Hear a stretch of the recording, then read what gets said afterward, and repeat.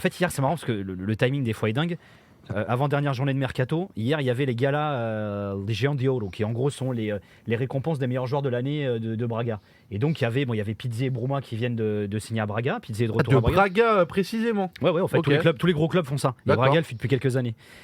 Donc, Ricardo Horta a été élu, je crois, meilleur athlète. Le meilleur joueur, je crois que c'est Mathéus, le gardien.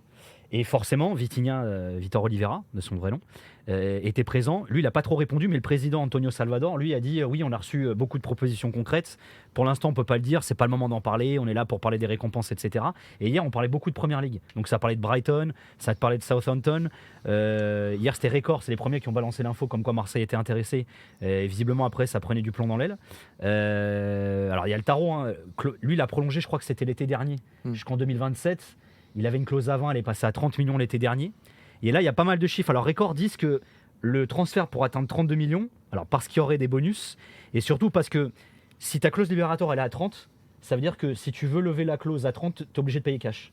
Et c'est pour ça que souvent, il y a des mecs qui ne comprennent pas. Il y a le cas d'Enzo Perez là, qui est en train d'être négocié par Chelsea, le joueur du Benfica.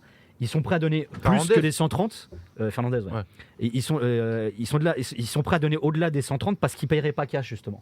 Donc c'est pour ça que souvent tu payes plus que le montant de la clause. Tu surpayes pour pouvoir lisser. Exactement. Okay. C'est-à-dire si tu payes en plusieurs fois, tu es obligé de payer plus cher. Si tu veux payer que le montant, c'est comme si tu avais un taux d'intérêt, quoi, en gros. C'est un peu ça, ouais. Après il y a d'autres opérations type ce qu'on appelle du factoring. Bon après là, on rentre dans des détails, laisse tomber. Mais mais la restructuration des contrats. Non mais c'est un truc qui est très courant au Portugal. Monaco l'avait fait aussi un temps. En gros c'est le club te paye de façon échelonnée, mais toi tu veux quand même avoir l'argent tout de suite, donc tu fais appel à une société extérieure qui te donne direct le cash. En revanche, il faut payer un taux d'intérêt. Voilà. Bah ça se fait, en fait, c'est des transactions financières même pour les gens normaux, ça existe. On est sur BFM Business. Non mais c'est vrai. Bon, et sinon, il vaut quoi ce Vitinha ? 30 millions apparemment. Non mais c'est crack ou pas ? Alors ne te retourne pas. On a posé la question à Julien Taxis, donc qui a commenté régulièrement Vitinha. On lui a dit tu dois noter le transfert et te projeter sur un prono de but avant la fin de la saison. Donc ce sera la fin, mais déjà le raisonnement. C'est quoi comme joueur, pourquoi, comment ? Apparemment tu dis crack, dans le chat il dit explique-nous pourquoi c'est un crack. Moi j'ai pas dit crack. Lému il est arrivé, il a dit il va vous expliquer pourquoi c'est un crack. Moi je vous explique. Est-ce que c'est un crack ou pas ? Non, c'est un mec, alors ça fait quasiment 2 ans jour pour jour qu'il a débuté en équipe première de Braga, parce que je crois qu'il a débuté en janvier 2020, si je dis pas de conneries. Là il va fêter ses 23 ans au mois de mars. C'est un joueur qui est pas très grand, il fait 1m80 en gros. 83. En revanche, il est plutôt athlétique, c'est-à-dire il est quand même baraque et tout. Il est hyper intéressant parce qu'il est hyper dynamique. Moi, j'ai tweeté sa hitmap tout à l'heure à Vitinha. Ce qui est vachement intéressant, c'est que c'est un mec qui joue partout. C'est-à-dire, d'ailleurs, il a marqué un but contre Boavista il y a pas longtemps. C'est un harceleur, le mec. C'est-à-dire qu'il va sur le porteur du ballon. Il a un côté un peu Cavani, moi je trouve là-dessus. C'est très mouvant. Je te beau gosse. Très mouvant sur l'attaque. Et donc là, il penche plus à gauche. Pourquoi ? Parce qu'à Braga cette saison, il jouait notamment dans une attaque à 2. Alors soit Simon Banza, le francophone, soit avec Abel Ruiz, l'hispanophone. Donc c'est vrai qu'ils avaient cette tendance souvent à jouer plutôt sur une attaque à 2. Après, moi ce que je trouve de super intéressant, c'est qu'il court beaucoup, techniquement il est intéressant, il marque des 2 pieds, il n'est pas très grand mais il est bon de la tête, il est plutôt bon dribbleur, il a une vraie bonne frappe de balle. En revanche, moi pourquoi je dis pas crack ? Je dis que c'est un montant qui est très important, ce que Marseille a mis dessus, pour un garçon qui joue régulièrement, on va dire, depuis un an et demi en équipe première, qui a jamais joué la Ligue des Champions. Tu vois, il a ses références à Braga, mais c'est surtout un potentiel. Il va fêter ses 23 ans. Il avait été présélectionné, par exemple, pour la Coupe du Monde au Qatar avec le Portugal. Il n'a pas encore joué en équipe première. Là, il se dit que Roberto Martinez, le nouveau sélectionneur, l'appellera en équipe du Portugal au mois de mars, avant même d'ailleurs qu'il y ait des rumeurs d'un possible transfert. Mais voilà, c'est, on va dire, un pari pour l'avenir. Est-ce qu'à ce prix-là, on peut considérer, sans parler des qualités du joueur, à ce prix-là, est-ce qu'on peut considérer que c'est un panic buy pour l'OM ? Je sais pas. Franchement, je pense pas que l'OM ce soit un club qui ait les moyens financiers d'être en mode panic buy. Moi, des infos que j'ai, c'est que l'OM le suit depuis un moment déjà. Okay. Voilà. Il y a ça. Et que si c'est 32 millions, tu as tweeté aussi ça, que ça deviendrait le transfert le plus cher de l'histoire de l'OM. Alors ça viendrait la recrue. Alors c'est au-delà de ça, c'est la recrue la plus chère de l'OM. et c'est la vente la plus chère de Braga. C'est-à-dire qu'il passe devant Payet à l'OM en recrue record, il passe devant Trincão qui avait été vendu au Barça il y a pas si longtemps par Braga, dans les ventes les plus chères de l'histoire de Braga. Ça, on va dire, c'est le symbole. Après, c'est pour ça que je te dis, moi je peux pas vous pronostiquer ce qu'il va faire. Ouais, bien sûr. Marseille, c'est un environnement qui est totalement différent. Lui, c'est un garçon du nord du Portugal. Braga, c'est au nord du Portugal. Il est de Cap Celeste Vasto. Il arrive en junior à Braga. Il a monté les échelons. Il a eu sa place en équipe première. Il a pété les stats d'entrée. Quand vous regardez ses stats bruts, on peut se dire, bon ok, le mec, il a fait en gros 70 matchs. Il a marqué même pas, il a mis 28 buts, je crois, une dizaine de passes D. Oh, c'est pas énorme. Non, c'est pas énorme. Mais c'est un joueur qui est très actif sur le front de l'attaque. Après, c'est pas juste un mec qui fait que marquer, quoi. Il y a Europa, il est sur 4 buts, une passe D en 5 matchs. Ouais, non, il a fait c'est ce que je vous dis. Mais c'est ce que je enfin, moi je trouve que c'est un vrai pari pour l'avenir. Mais c'est un pari qui est quand même osé de la part de l'OM, quoi. 2 questions. Dylan, il dit il semble compatible avec le système de Tudor. Tu valides ou pas ça? Ouais, après, ce qui est intéressant, c'est que c'est surtout un profil totalement différent de ce que l'OM a aujourd'hui. Ouais. C'est-à-dire que même si tu laisses partir Dieng, c'est pas le profil d'un Dieng. Même si c'est un mec qui est hyper actif, c'est un joueur qui est capable de jouer sur la profondeur, mais je le trouve plus complet, moi. Mais c'est pas là le problème, parce que on veut un numéro 9 du côté de Marseille, parce qu'on veut libérer aussi enfin on veut pas que Sanchez joue le numéro 9, lui il veut jouer un petit peu derrière, mais t'as un mec qui décroche beaucoup, qui a tendance à pencher vers la gauche. Est-ce que finalement c'est un vrai 9? Parce Non, que dans sa manière de jouer à Braga, c'est pas lui qui a le vrai rôle du vrai 9, comme tu l'as dit, il joue non, à mais 2. ça lui est arrivé de jouer en vrai 9. Après, ça dépend des systèmes de jeu. Après il est tueur, enfin moi dans les souvenirs, Ouais, quand ouais. c'est un contrat, Oui. etc., il se loupe Après, quasiment jamais, mais dans le positionnement C'est un garçon qui a 22 ans pour l'instant, qui joue depuis un an et demi titulaire, on va dire, un an titulaire à Braga. Il est forcément perfectible. Après, il y a encore du déchet dans son jeu. Il va falloir qu'il s'adapte à une nouvelle réalité, dans un environnement qui est totalement différent. Braga, c'est un club, c'est la 4e puissance du football portugais, d'accord. Mais là, il va signer dans un club où il va y avoir des attentes et un environnement qui est totalement différent de ce qu'il a connu au préalable. Hein. C'est pas du tout la même chose. Quelqu'un mentionnait le fait que, forcément, si vous avez suivi, l'OM était aussi sur Mofi, qui vient d'être officialisé à l'OGC Nice. Meilleure pioche, Vitinha ou Mofi? C'est différent. Après, il y a des mecs qui te feront la comparaison sur le montant du transfert. L'avantage que tu avais avec Mofi, c'est qu'il y a une réalité qu'il connaît déjà, c'est la Ligue 1. Et c'est que c'est un mec surtout qui est déjà sorti de sa zone de confort. Ouais. À savoir, il a bourlingué Mofi, de ouf même. Ouais. Vitinha, il quitte la maison et là, il va découvrir autre chose. C'est pour ça que c'est difficile quand tu es à Marseille. C'est encore plus difficile quand tu mets beaucoup d'argent sur un joueur. Mais c'est encore plus difficile quand tu arrives en cours de saison parce que le train est lancé. Et en plus, il est plutôt bien lancé à Marseille. Il va y avoir des exigences et des attentes qui sont liées à toutes ces données-là, et notamment le montant du transfert. Lui, il n'y est pour rien là-dessus. Mais les gens vont l'attendre au tournant, là, direct d'entrée. Alors que malheureusement, il faudrait lui laisser du temps et voir comment il peut s'adapter à encore une fois, cette nouvelle réalité. Au top. Merci beaucoup, Nico. Voilà. Merci Nico. Ça régale. Voilà, Bon, j'appelle, on garde j'appelle encore maman. Tu veux noter un peu ce transfert justement et te confronter à Julien Taxis par principe? Le taxi, c'est un tocard. Qu'est-ce que je te dis? Vas-y, attends, je vais te faire ta fiche. Dis-moi la note du transfert et combien de buts il met avant la fin de la saison. Sur 10? Combien J'ai mis sur. On va attendre que ce soit officiel quand même. Il a mis J'ai sur 7. 10. Oui. J'ai mis sur. Il 10, est en ouais. direction de l'OM, il doit passer sa visite médicale dans l'après-midi. Alors, Vitinha, la note. Ouais, je vais mettre 7 aussi. Après, je sais pas. c'est Sur quoi qu'on 7 note, sur au fait 10? C'est quoi qu'on note au fait? Bah, sur la qualité du transfert, Je pense- l'adéquation besoin. Ouais, en acquisition, adéquation talent, prix, Ouais. Après, moi, prospect, quoi, tu vois. Franchement, je vous dis, c'est tellement dur. Je sais pas. Moi, Moi, j'aime bien le joueur. Moi, la mais- seule crainte que j'ai sur le papier, c'est que les profils puissent potentiellement faire doublon et qu'il y ait un petit peu de brouillon entre Sanchez et lui au début. C'est moi. c'est Bah, la- je pense qu'il va faire Ouais, descendre mais- d'un cran Sanchez. Attends, Ouais, Après- mais les deux, moi je trouve que c'est des mecs qui sont. Enfin, je vois pas. Non, mais pour moi, il y a une donnée qu'on maîtrise pas encore là-dedans. Il sera au Sanchez la saison prochaine. Oui. C'est ça Parce que aussi. quand tu mets 30 bars sur Je suis un mec de d'accord. 23 piges et que tu t'appelles l'OM, où tu as quand même un. Enfin voilà, tu t'investis aussi sur l'avenir. Alors c'est vrai qu'à Marseille, et c'est souvent des critiques ou des remarques du moins qui ont été faites vis-à-vis de Longoria, il n'a pas fait d'énormes ventes depuis qu'il est président. En revanche, il a tendance souvent à vouloir lisser les contrats des mecs. Ouais. Il fait revenir un Payet à 31 millions, mais il étale le contrat. Vous savez, quand on calcule la recrue d'un joueur, c'est sur le nombre d'années où il reste au club. Donc si tu prends un mec qui te coûte cher mais tu le gardes longtemps, finalement Ouais. t'amortis le coût du transfert. Et Longoria, c'est ce qu'il préfère faire plutôt que finalement de faire des plus-values, même si demain il a la possibilité de la faire, il la fera. Ça, c'est à n'en pas douter. Mais enfin, moi, je dis pas forcément comme toi. Je me dis, si jamais il le fait venir alors que Sanchez est là, c'est peut-être parce qu'il pense déjà après Sanchez. Ouais. Non, mais en vrai, exposé comme ça, je trouve que t'as entièrement raison. Et puis, moi, je trouve que le fait que le contrat soit long de base et que le mec est prolongé, pour ce montant-là, en fait, ça me choque même pas tant que ça. Je trouve pas ça. Bah, hyper 30 millions trop pour cher. un attaquant, non, c'est pas. Qui est jeune, qui est Après, c'est toujours performe pareil. dans un championnat et qui en plus a des années de contrat. Enfin, je veux dire, Après, c'est il toujours sort pareil. pas demain. Tu vois. Non, mais faut toujours recontextualiser.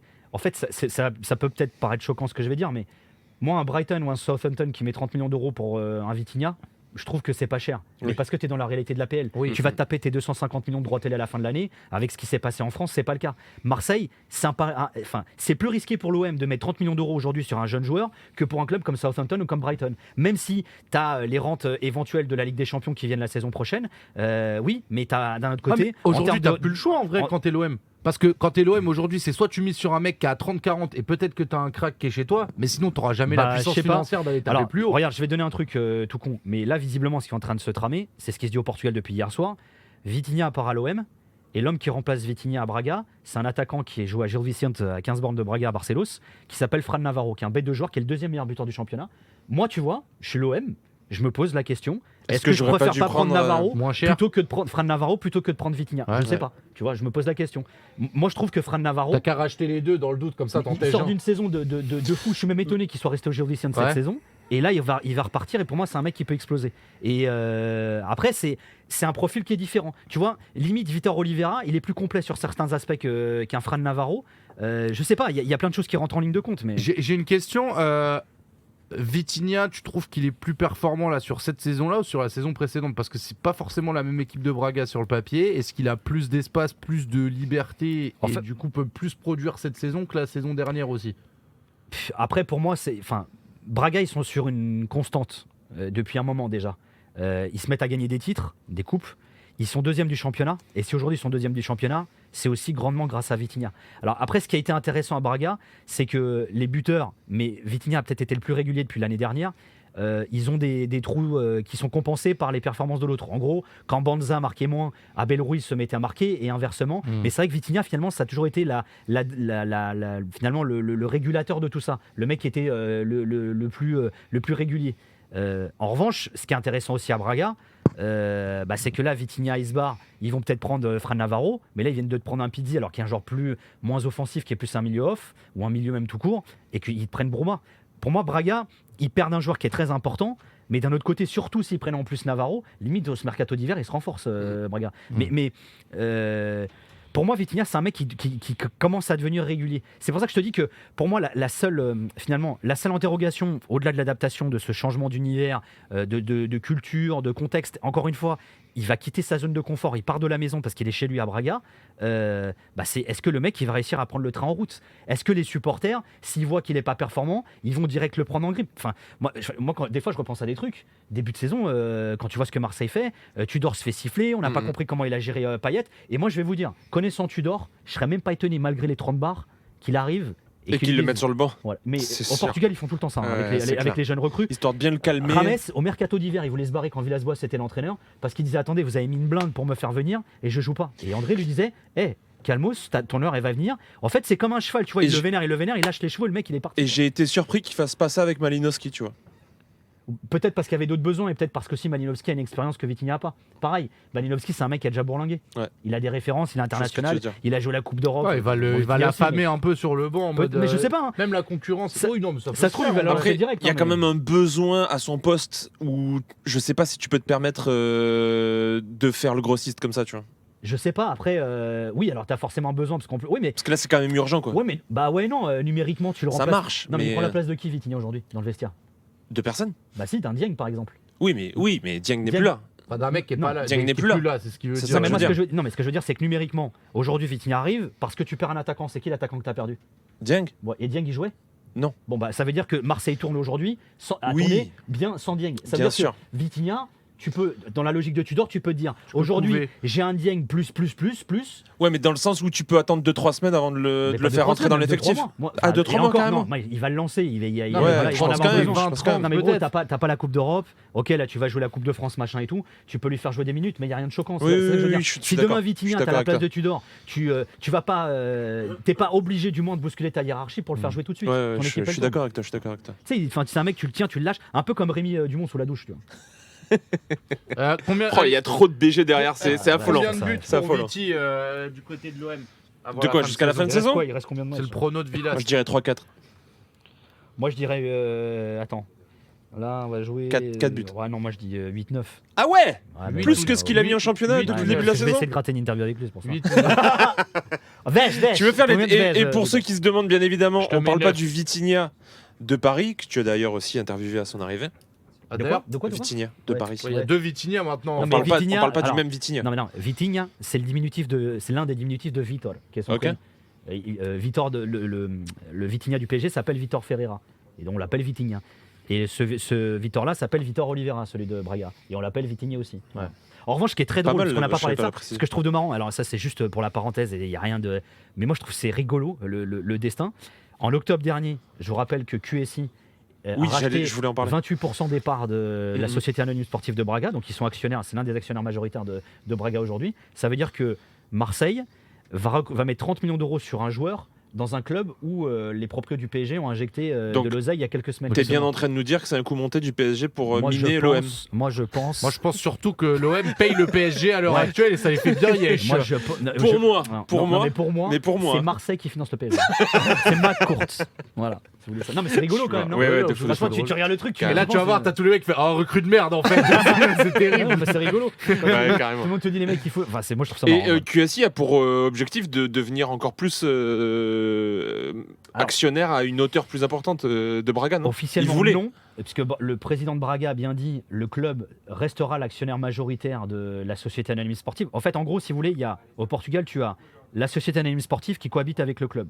Mais le club, dans la majeure partie des cas, est actionnaire majoritaire de la Société Anonyme Sportive. Vous me suivez? Ouais. Et après, dans la Société Anonyme Sportive, parmi les investisseurs privés, tu as souvent soit des entreprises locales, ça a été le cas notamment de boîtes de télécommunications pendant un certain temps, de diffuseurs télé aussi. Et à Braga, aujourd'hui, l'actionnaire extérieur, on va dire majoritaire, est QSI. Donc ils ont acheté 27,8% des parts, je crois, en octobre dernier.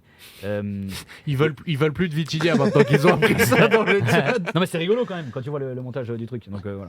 Ok, donc 9 buts, 7 sur 10. T'as Voilà. mis un but de plus que Julien Taxis. Il a dit combien lui? Il a dit 8. Ouais, mais il est connard. Mais joueur à suivre, il y a des qualités, Bah, complet, Ouais.